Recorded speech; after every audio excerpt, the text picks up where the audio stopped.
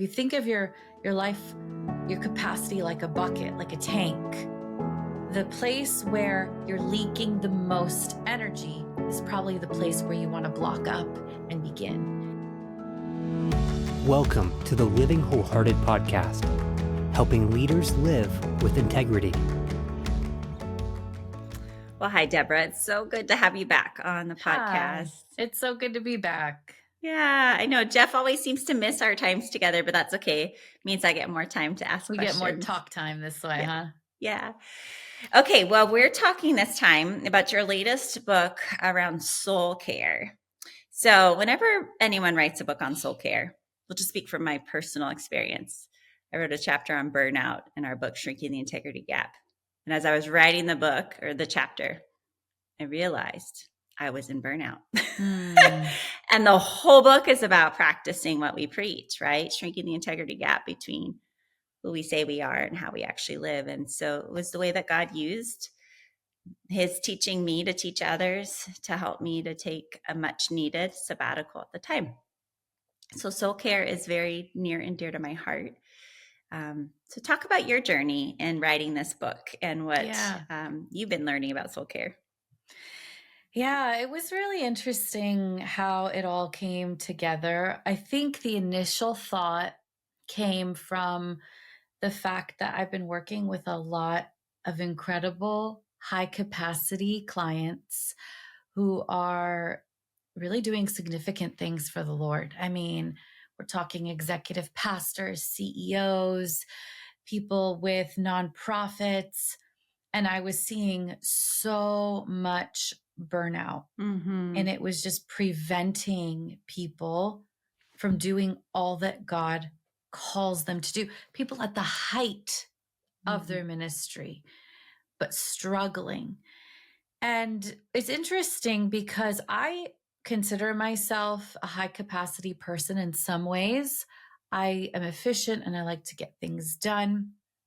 But ever since I was young, I would say I was very aware of my limits and setting boundaries around my life. I'm a high boundary person.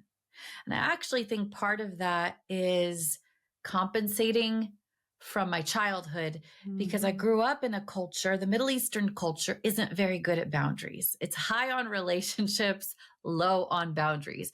And I really saw the detriment of what that could look like. And I never wanted that for me. So I've always kind of been a high boundary person. And sometimes you take that for granted. You think that everybody's a high boundary person, but that's not actually the case. Boundaries is something that you really have to learn to protect what God has called you to.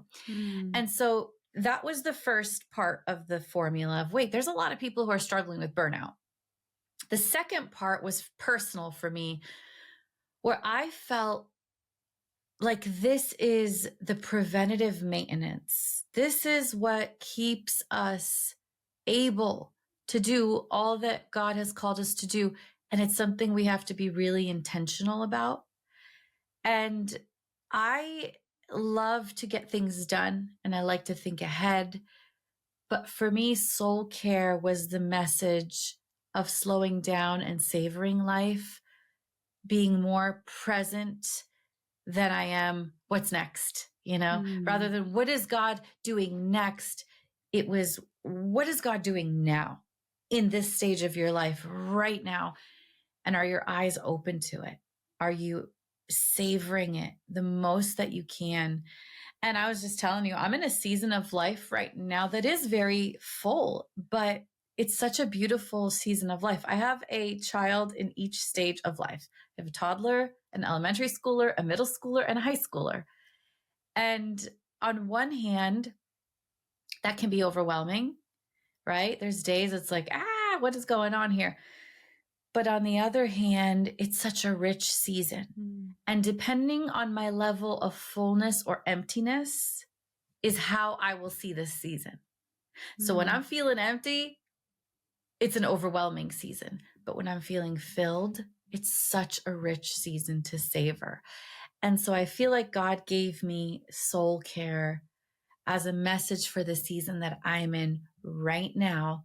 I want you to care for your soul so that you can keep doing all that I've called you to do and not burn out and not get to that point where you're at the top of your career but have nothing left to give. I don't want to get there. And I really want to be intentional about being healthy in this season that God has given me. So I guess you could say it's my best effort at staying filled so that I can keep pouring out.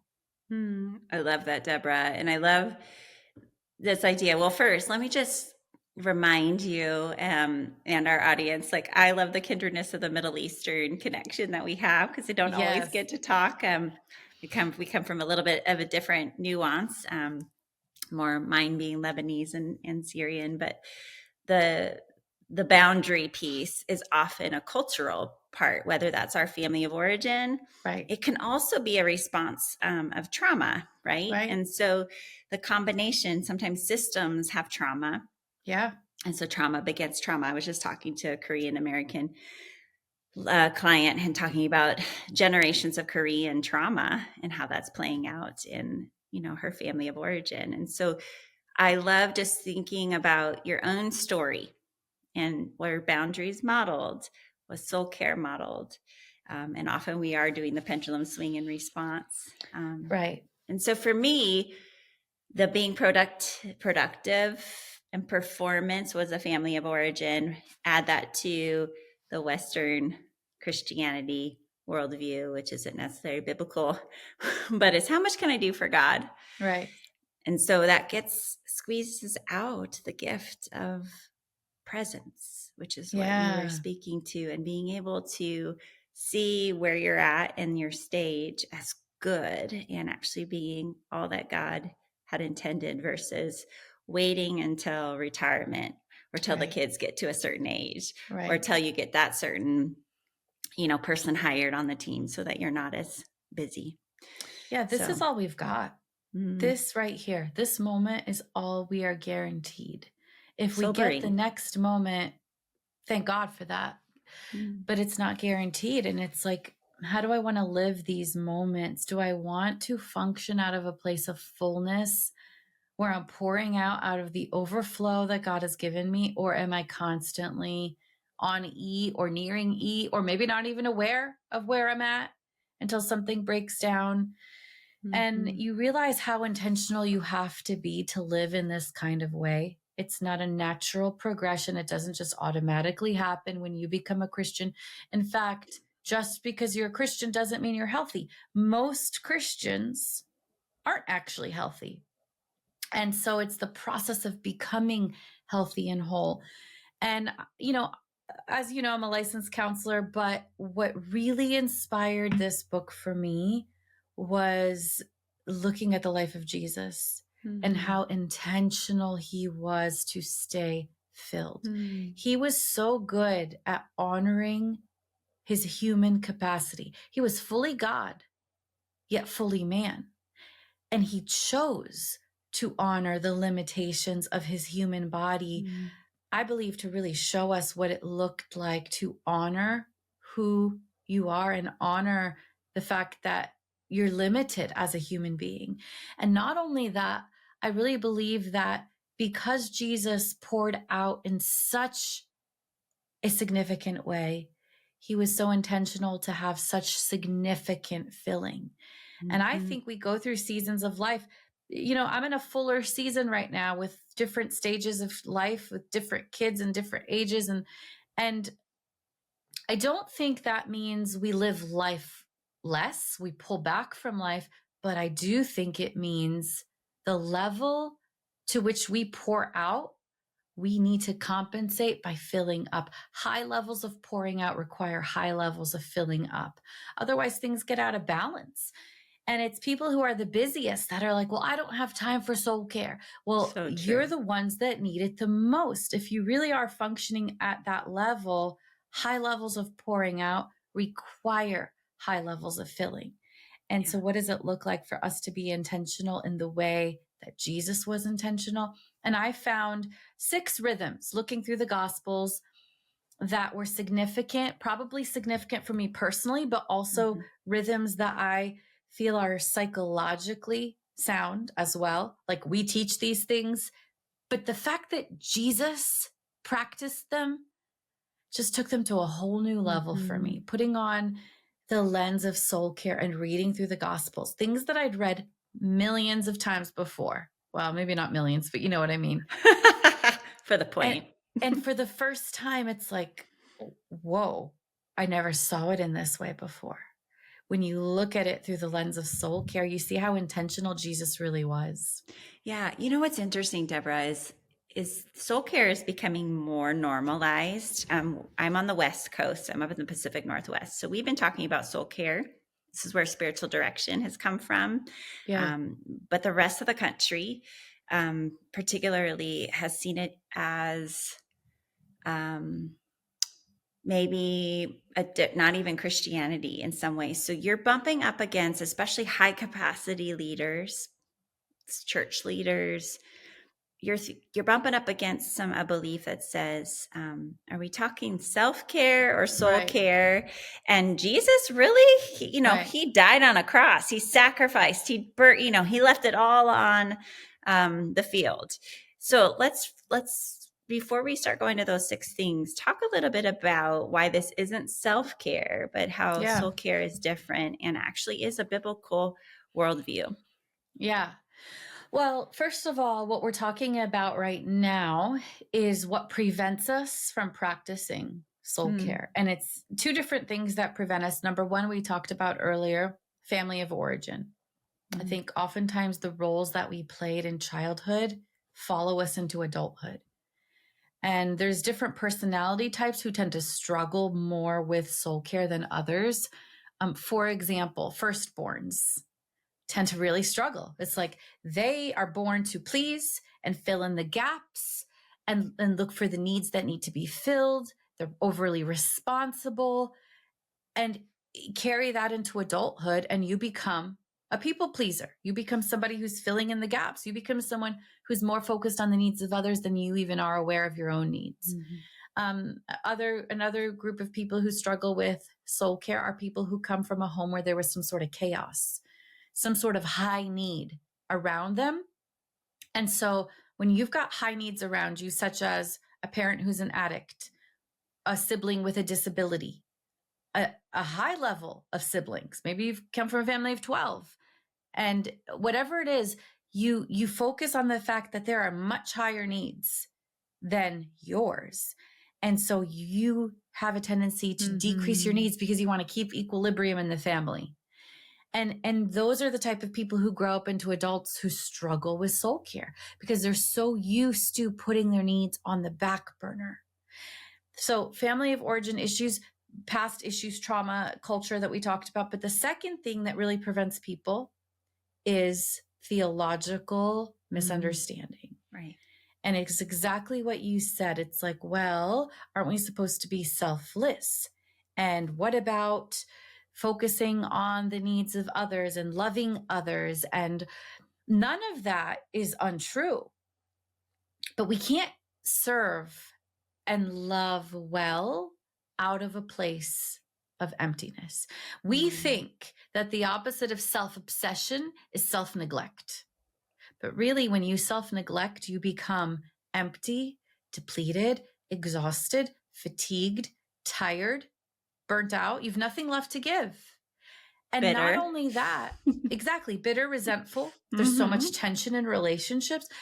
And what's interesting about that is when you're at that point of emptiness, you become so self-centered because the only person you think about is yourself and how bad you feel.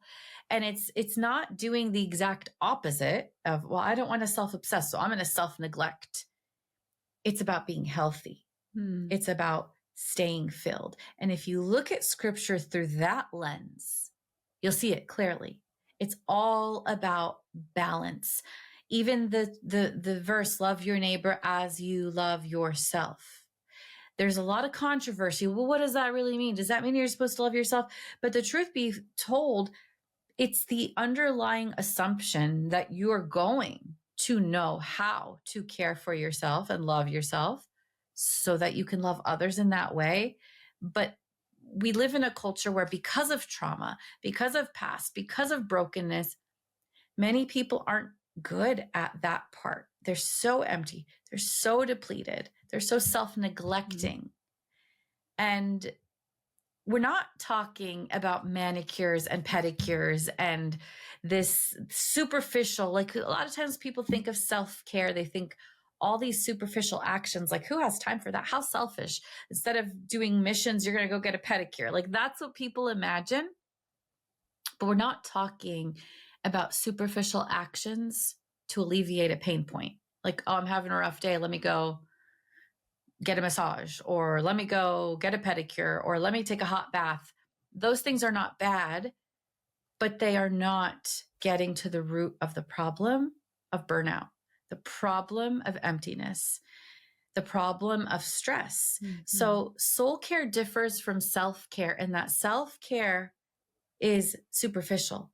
It is a superficial solution to a pain point, whereas soul care is a long-term solution. How can I stay filled so that I can keep doing what God has called me to do, so that I don't bump up against these pain points time and time and time again? And really, ultimately, it's about being healthy. It's so good. It's a good distinction, because honestly, in working my clientele being similar to yours, high capacity leaders who are doing incredible things for the Lord, they're often, because of what you named, the oldest child, or coming from a high needs family where they learned that my needs don't matter. So that's really your starting point, is that, in 1 John, we're told you can only love because he first loved us. And so learning how to sit in that love and to really go to the root of what we need, not the superficial quick fixes, which a massage is great. I mean, I'm all for one. Yeah. But it is a momentary solution versus this long, steady. So, okay, let's go back to the 6. You talked about 6, but I don't think you started to explain those quite yet. Yeah. So walk us through those 6. Yeah. So rhythms in soul care, such as the rhythm of Nourish, which focuses in on the life of Jesus, as well as science, psychology, and neurology, with regards to physical things such as nutrition, hydration, and movement. And a lot of things that we take for granted in our spiritual journey. Sometimes we get to the end of a long day where we haven't had a sip of water. We're completely dehydrated. We have a headache. We're grumpy and irritable. And we're like, this is spiritual warfare. When really, it might not be a demon. You might just be dehydrated. Like the enemy is probably sitting back and like, hey, thanks for your help. You're great at self-sabotaging, because we're not aware of what it looks like to take care of our temple.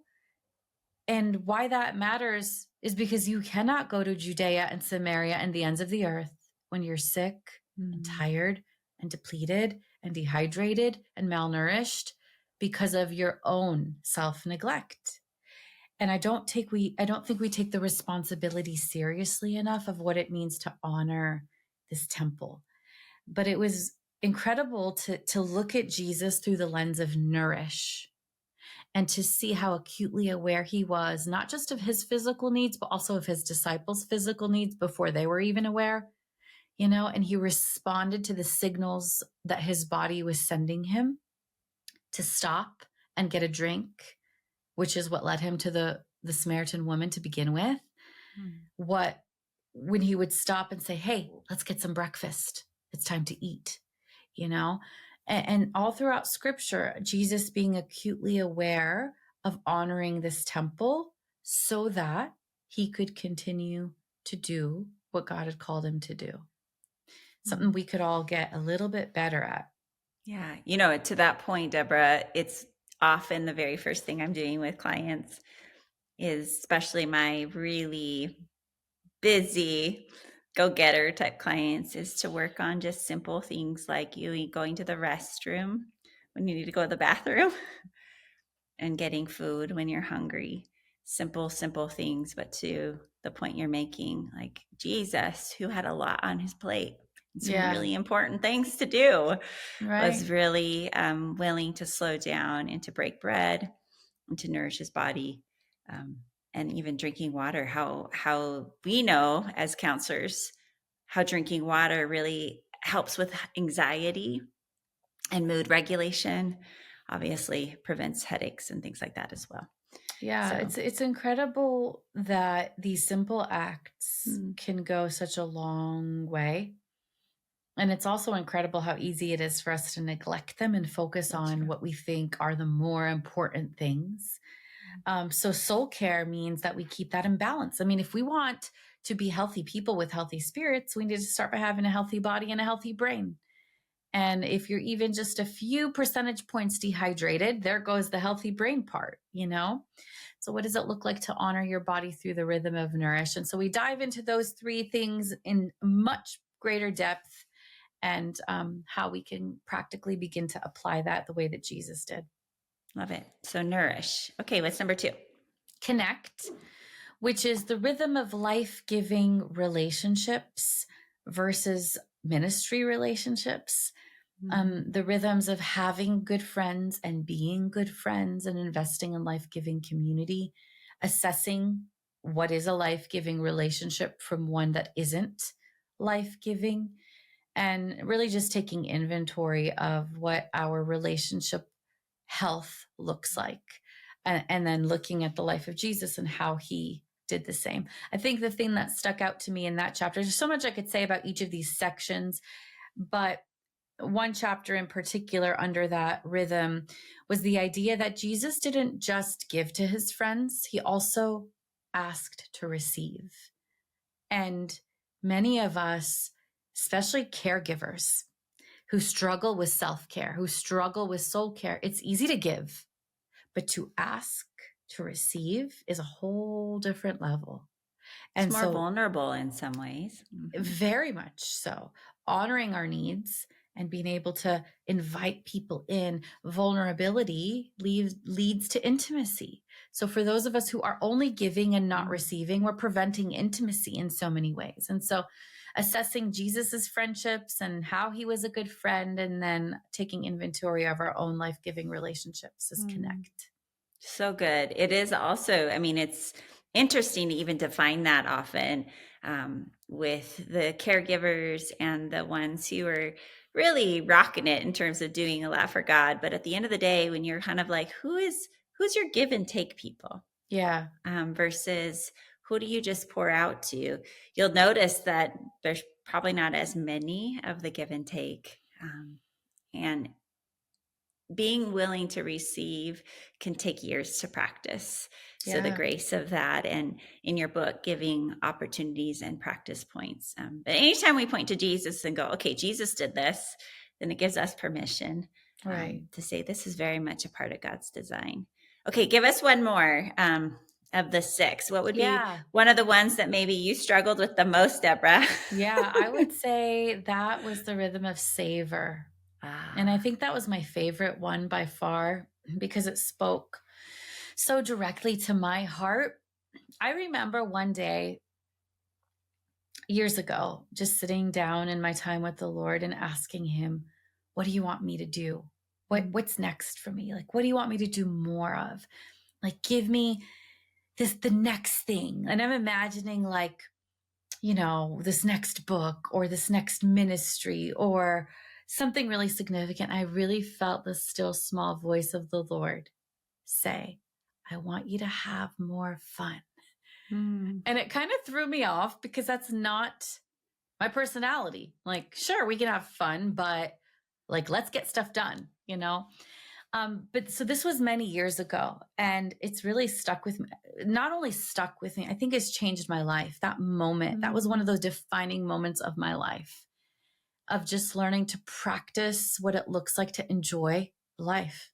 And I don't know how much you talk about Enneagram, but I'm an 8, and that was the day that my 7 wing was born. It was like I learned truly to savor life and how important that is and how easy it is for me to get distracted from just the work of life rather than the joy and the fun of life. So writing that section and looking at how Jesus savored life was just so beautiful. He was so present, so available, so aware, so in tune with the moment and God in it. Matthew 13, verse 1. I don't think I've ever seen it before, even though I've read scripture so many times. It says, Jesus left the house and went and sat by the lake, period. It's like, what? He just sat by the lake? Like, he wasn't doing anything, like just sitting by the lake. And the beauty of that picture in my mind of Jesus just leaving a busy house and going to sit by the lake, and the challenge of, am I able to just sit and be and be present and connect with God and the people around me, and that be enough? That be enough. And so Savor was truly my favorite section to write. It's a section about enjoying life, having more fun. It's about celebration and thanksgiving and gratitude, as well as just mindfulness, being present. So you lump all those together under the umbrella of what does it look like to savor life? And I think that one was the most challenging as well as encouraging for me. I love that, Debra. And I laugh because for me, it's less about like conquering something and more about efficiency. So if you look at my story, like I got married a week after I graduated from my undergrad, and then I started on my graduate school. And I just look at my story and I seem to like, if I'm going to do one thing, I might as well do like 3 things. I published 2 books and launched them 2 months apart. So just a really silly part, but in my wiring, we use core values index, but in Enneagram, in my wiring, it's part of the gift that I have, but I also have to really work hard to slow down and go, if I could do 3 things, what's the one thing that I'm going to do? And I'm going to slow down and be very present with it. That's a way of savoring, or to celebrate with the Lord instead of being on to the next. And especially as a parent in the home, it's very easy for me to conquer a lot in a day, but to really take those moments to take in my 5 senses and just to be present, to hear the voice of my daughter's voices, or to taste the food that we're actually eating, and not just move through a mealtime too quickly. So I love this idea of savoring and how it really changes our entire way of being in the world. It really does. It brings, it not brings, because it's already there. It uncovers so much joy, and I love that you talk about the senses. I actually have a 5-minute mindfulness activity in that section where we talk about taking 5 minutes and going through each sense. What's something you see right now? And then I link it to a verse about vision in the Bible. What's something you smell right now? And I link it to a verse about the sense of smell. What's something you taste? What's something you feel? Like all the different senses. And beautiful. And taking 5 minutes can make such a big difference in your ability to be present and just enjoy what's in front of you. I love it. I love this gift. It's a resource. And I think it can be for someone who's maybe burning out, maybe someone who wants, like you said, to prevent burnout. Honestly, Debra, I worked really hard to not burn out until I was writing that chapter on burnout. And I think it's one of those things that can sneak up on us in a way we don't, I might look over there and go, well, that's burnout. But really, burnout can look like cynicism, compassion fatigue, just impatience with our kids. It doesn't have to be as big and grandiose as we think. And so you're speaking a language that says you're invited to live an abundant life, one that's right here and now. You don't have to wait until the stars align for everything to go as planned, but really just sit and participate with the Spirit of what is He trying to show you, to be present, to delight. So as you're thinking about those listening today, what's on your heart, just as you want to leave them with a word of encouragement and a reminder, especially if they're feeling like this feels really far for me, like I can barely take a next breath, let alone do all this soul care thing. It's interesting because those are probably the moments that we need it the most, when our body's crying out to be cared for, to be tended to. And I really believe it's a spiritual act because Jesus calls us to be a light that shines brightly. But the opposite of a light that shines brightly is a light that's been snuffed, a light that's been burnt out. And not only is this good for us, it's also what God wants us to do, to be a light that shines brightly. And so for those of you who feel it the most, it's usually a sign that you need it the most. And one little step in the right direction, I would even encourage you to start with the rhythm where you feel like you might be the weakest, because that's probably where you're leaking the most energy. I actually have an assessment that I created at debrafileta.com/soulcare. And it's just an assessment that you take. It takes about 5 minutes or so, and it will tell you which is your weakest rhythm and most likely why, and how you can begin practicing in that rhythm. Because if you think of your life, your capacity like a bucket, like a tank, the place where you're leaking the most energy is probably the place where you want to block up and begin. And I think that will actually make the biggest difference. I would not recommend trying all 6 rhythms all at once. Okay, let's just dive into this. My efficiency. Because you don't want to burn out trying not to burn out, Someone asked me, like, is there any hacks to like habit stacking these? And I'm like, the question in and of itself is just so ironic.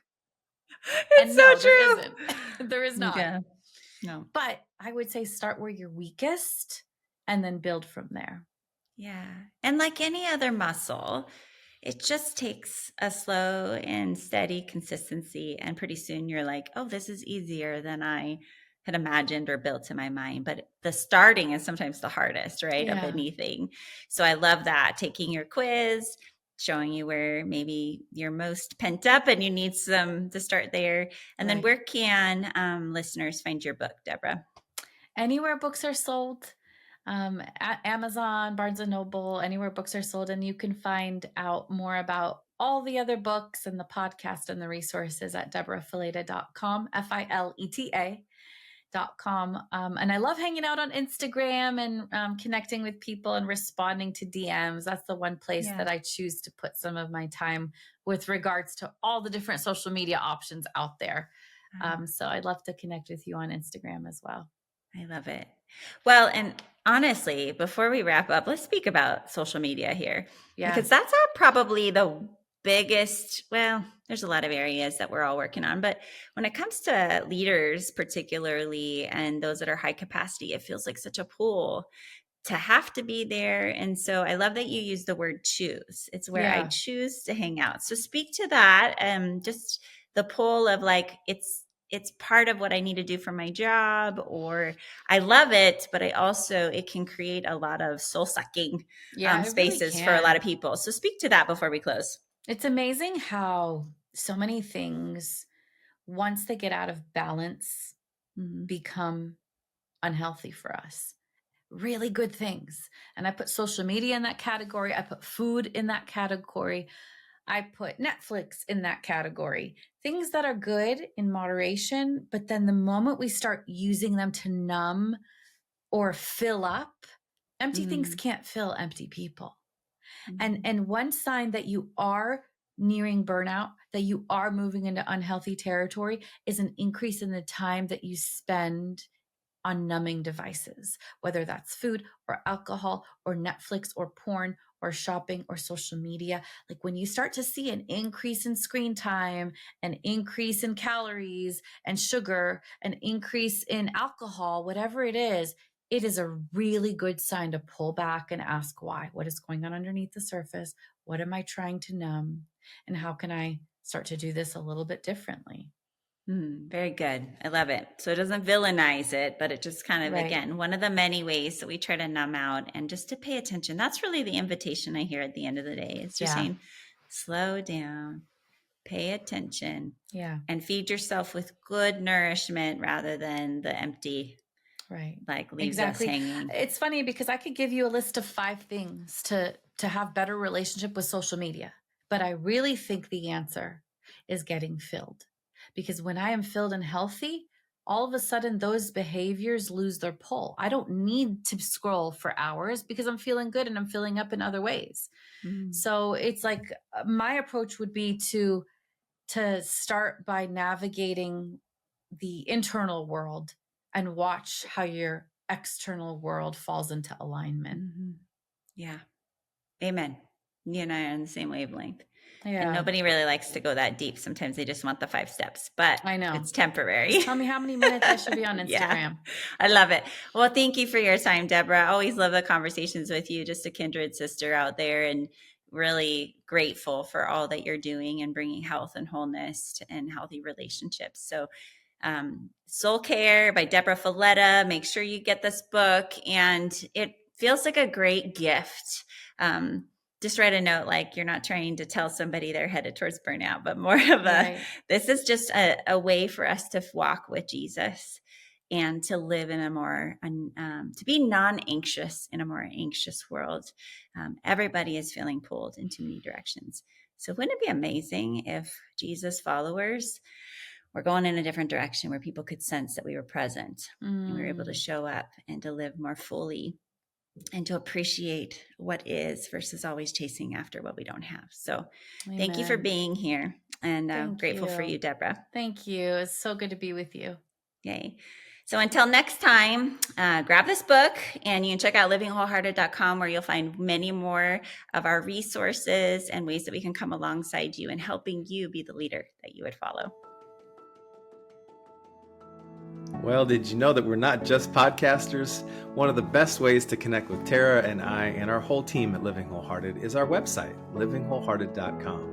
There you're going to find the books that we've written, our e-courses, executive coaching, organizational development, and professional counseling services. And then one of our favorite things that we're up to these days, our Wholehearted Leadership Cohorts, where we take groups of leaders for 1 to 2 year journeys together. It's amazing. While you're there, for fresh content, make sure that you sign up for our e-newsletter. That's where we're putting out stuff every month that you want to keep close with. So visit livingwholehearted.com. You can also join us on socials at living_wholehearted on Instagram, and we are Living Wholehearted on Facebook.